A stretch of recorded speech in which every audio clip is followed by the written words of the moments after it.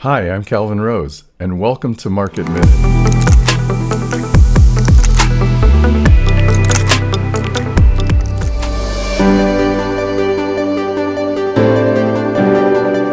In this video, we're going to discuss how the stock market absolutely got trashed yesterday, some of the factors that might be behind that drop in the market, and some of the opportunities that might present to you going forward. Let's get into it. As you can see, yesterday the market was terrible. Dow Jones Industrial Average dropping 2.73%, S&P 500 down almost 3%, and the NASDAQ falling minus 3.52%. Let's take a look at what may have driven some of that market action yesterday. Here's a headline from the New York Times. Consumer prices rose rapidly in May. Well, if you look at the graph here, consumer prices for several decades have been running in the 2 to 3% range, and now all of a sudden they've spiked. So the CPI is showing an annual rate of return of 8.6%, which is very high given its relative history. Well, let's break that out a little bit and let's see where the pain is coming from and how that might present investment opportunity going forward. So if we look at this chart, this data is from the Bureau of Labor Statistics, you can see the biggest contributor to that big price spike in the CPI is fuel oil, up 16.9%. And followed by airline fares, and then piped utility gas service, gasoline, and so on. So let's look at this a little bit differently here. So I've taken these items and I've put them in a table form here instead of a graph. And so you'll notice that fuel oil is fossil fuel. Airline fares, which are driven by fossil fuels and labor costs. Piped utility gas service, fossil fuel. Gasoline, fossil fuel. Why does this present an opportunity? Well, most manufacturing costs are driven by energy and labor. And right now, most energy comes from fossil fuels. So let's keep going down this list and show where the opportunities might be. So used cars and trucks. Now, why do I throw those in the fossil fuel category? Well, because most cars sold today and most cars on the road run on fossil fuels. And this is going to play, interestingly enough, into new car sales, which I'll get to. But let's take a look at what these numbers mean. So what I've done here, if this is the monthly price change in May 2022, 1.8%, and you assume that keeps compounding at that rate going forward, which hopefully it won't, because that would be terrible. Here's the price of the car a year from now. So a used car would jump from $32,000 to $40,000. Now, don't go assuming that's going to happen, because the month-over-month increase in price is not going to stay at 1.8%. It can't. What else depends on fossil fuels here? Well, electricity. Some of our electricity is generated by fossil fuels, some by nuclear, some by clean energy, wind and solar, and hydro. Now we're down to new vehicles. Well, a new vehicle average cost today is $47,000. This kind of blew my mind, but I guess it's right. That's very expensive for most people. Why did this grow? The price of new vehicles grow at 1%, while the price of used vehicles grew at 1.8%. Well, if you've got fuel and gas and fossil fuels going through the roof in terms of cost, which you know is happening because you hear it every day on the news, that's going to push people to say, well, wait a minute, I can't afford a new vehicle. I'm going to buy a used vehicle instead of a new one because I got to put gas in it, and I can't make this bigger monthly payment. So how do I save that? I go to a used vehicle and take the difference and put it into my fuel cost. So that's driving a transition here. So what else uses fossil fuel?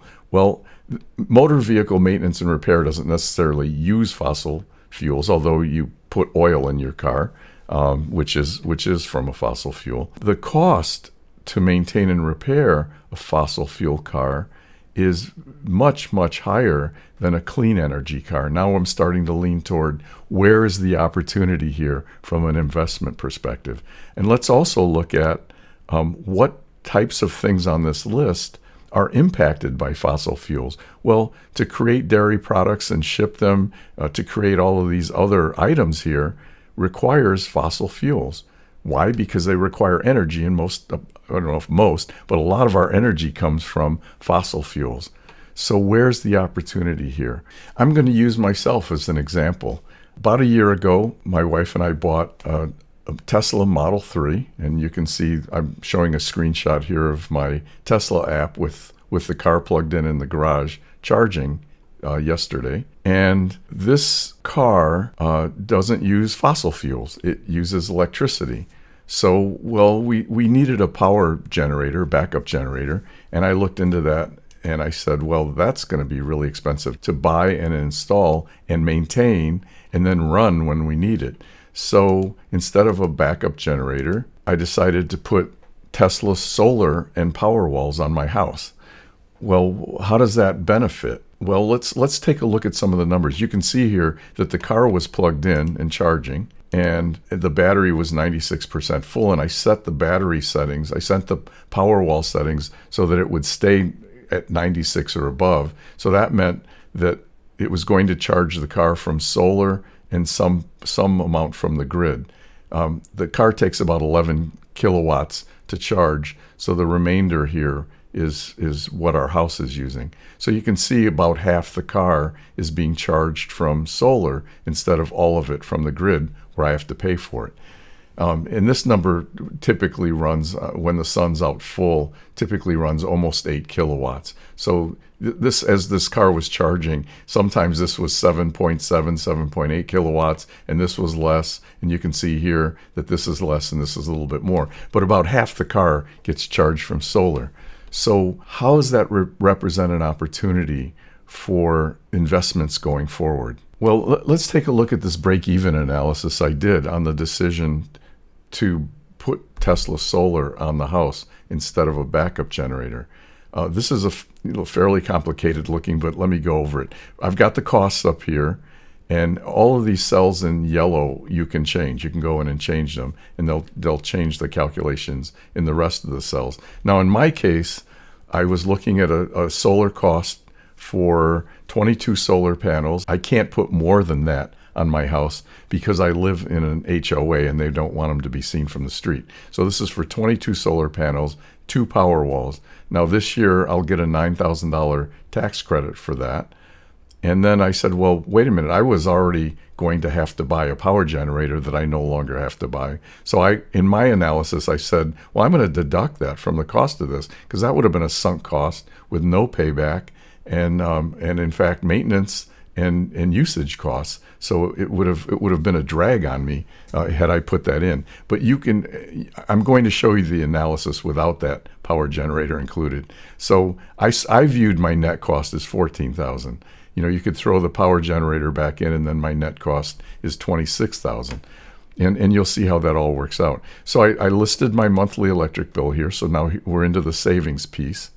How much of my power will come from solar? I'm guessing I'll probably get about 60% from solar. And then, what does the backup generator cost to maintain per year? What does it cost per liquid propane gallon to run it? And how many gallons of liquid propane might I use in a year? Because you have to run it every single week. And then if we lose power, especially for an extended period, this thing can suck a lot of liquid propane, $50 to $100 worth a day. Then over here, we've got the Tesla Model 3 range at full charge. This is a long-range Tesla Model 3. So it says it advertises 353 miles, but it doesn't get that. It will probably get 320 if we charge it to full. The battery pack has 82 kilowatt hours. Our electricity cost is 14 cents per kilowatt hour. So here I say, okay, we typically drive 10,000 miles a year. And based on that, our cost, if we just plug into the grid, is going to be $3.59 per 100 miles. And if we charge part of it with solar, it's going to be about $2.15. And in some cases it'll be more, some cases it'll be less. So if I take my gas car, my ICE car, which I also have sitting in the garage, that car gets about 22 miles to the gallon. Gas is actually $6 because it uses premium, but I use $5 here. And so the cost to drive my gas car in 100 miles is $22.73 versus as low as $2.15 here. That's a factor of 10 difference. All right, so let's get to the bottom line. I've gone through a lot of detail here. If you look at the years to break even on this solar installation, and forget about the backup generator, forget about the tax incentive. I'm leaving those out now. So my cost is $35,000. Without an electric car, it's going to take me about 12 years to pay back, to break even on this installation. That's a fairly long time. Now, if I throw in the tax incentive, brings it down a couple of years to 9 years, a little over 9 years, so 3 years less. Now, if I put one electric car in the mix, now without the tax incentive and anything else in the mix, I'm down to 7 years. And if I take into account the tax incentive, I'm down to 5 years payback. That's really good. Now, if I get rid of my other ICE vehicle and put 2 electric cars into the mix, now my payback is 5 years here and 3.72 years here. That's incredible. So can I beat these increases in fuel costs, in fossil fuel costs? You bet I can, by going to an electric car, by putting solar on my house. So let's talk about, is that actually happening? Are people making the switch from gas cars over to electric? This is a chart I found. It was produced by JPR007, I guess is his handle on Twitter. And this was done back in, I think, 2019 or 2020, February 15th of 2020. And you can see the black line, these are actual ICE vehicle sales. And what you're seeing here in the gray line going forward from 2019 are projected ICE sales. Now, I don't necessarily agree with these numbers, but so far they look to be at least directionally correct. ICE vehicle sales have been dropping. In fact, you can hear Cathy Wood talk about what's happening with ICE vehicle sales. Auto sales. Now, the auto manufacturers finally are getting through supply chain issues. And according to Ward's, their plans were to increase production, or they're in the midst of increasing production, to something like 20% this quarter. And what we got this week was kind of surprising. Auto sales dropped back down from 14.3 million. Now, steady state is 17 million. So they had not even gotten back to steady state, which is 17 to 18 million. And that's an annualized unit rate per year for the US. So 14.3, and the expectation was that would just continue on up to a more normalized rate. Well, instead, in May, it appears auto sales dropped 12.7. Electric vehicles projected are in this sort of light blue here. And by the way, you'll notice that when the Tesla Model 3 came out in 2017 was when ICE vehicles peaked out, and they have been steadily dropping since, as Cathy Wood just pointed out. So what's happening here? Well, ICE vehicles sales are dropping. Demand for electric vehicles are going up, and this is really hard to see. I don't know if you can see these light bars in here, but these light bars are natural demand minus ICE vehicles. So the demand for vehicles is increasing here. And what's happening? Well, if ICE vehicles are dropping off and electric vehicles are not able to ramp up supply to meet that demand, there's going to be a lot of pressure on electric vehicle prices going forward, because the demand is going to be greater than the supply for quite some time. We're already seeing this with Tesla. They raised prices on some vehicles 20% in the last year or so, and they still are sold out into 2023, and in some cases to the end of 2023. So the demand is just incredible. So how does this create investment opportunity for us? Well, let's take a look at what happened to Tesla yesterday. CPI numbers came out hot. Tesla dropped 3%, basically in line with the NASDAQ 100. And you can see what's happened here. It's been trying to rally, but it just keeps getting destroyed. Now, that's throwing the baby out with the bathwater. So fossil fuel prices are rising. Inflation's hot, mostly because of fossil fuels, but yet people aren't buying Tesla the way they should to offset that risk. Now let's look at the ETF QCLN. So QCLN is a clean energy index fund, and you can see yesterday that went down about the same as the NASDAQ, even though this is a solution to the fossil fuel problem that are causing the CPI to go up. So this is kind of stupid. It went down 3% when in fact this is the solution. In fact, you can see after hours, this is up after hours, or was up after hours, and Tesla is up. Now Tesla might be up because of the 3-for-1 stock split that was announced after the market closed, but these stocks and stocks like Tesla that are into clean energy, not fossil fuels, these are the answer to solving that CPI problem. And by the way, the more fossil fuels go up, the more it's going to drive demand toward electric vehicles, toward solar energy production, because it's going to squeeze people enough that they're going to say, I got to get away from this. So I think there's real opportunity here in the market going forward. Now let's jump in and look at what the markets did today and kind of where the metrics stand and how things look. After all that analysis created by the blooming CPI numbers and the potential shift to clean energy, let's talk about where we're at in the markets. So equity risk, a week ago, we were at moderate risk. And no surprise, certainly after yesterday, market risk is now high. Now, why didn't it go to very high? Well, let me talk about it. So here's the buying pressure and selling pressure for the Dow Jones Industrial Average. Again, the orange solid line is the selling pressure. You can see that increased a lot yesterday and has been above the buying pressure, which is the solid gray line, for a while now. So, and you can see the price drop here. Well, why didn't I put it at very high risk? Well, first of all, the 1 month trend of the buying pressure is increasing here, while the 1 month trend of the selling pressure is decreasing. But also, I would start to become concerned if this drops below this previous low and breaks through. Until it does that, I don't think we're at very high risk.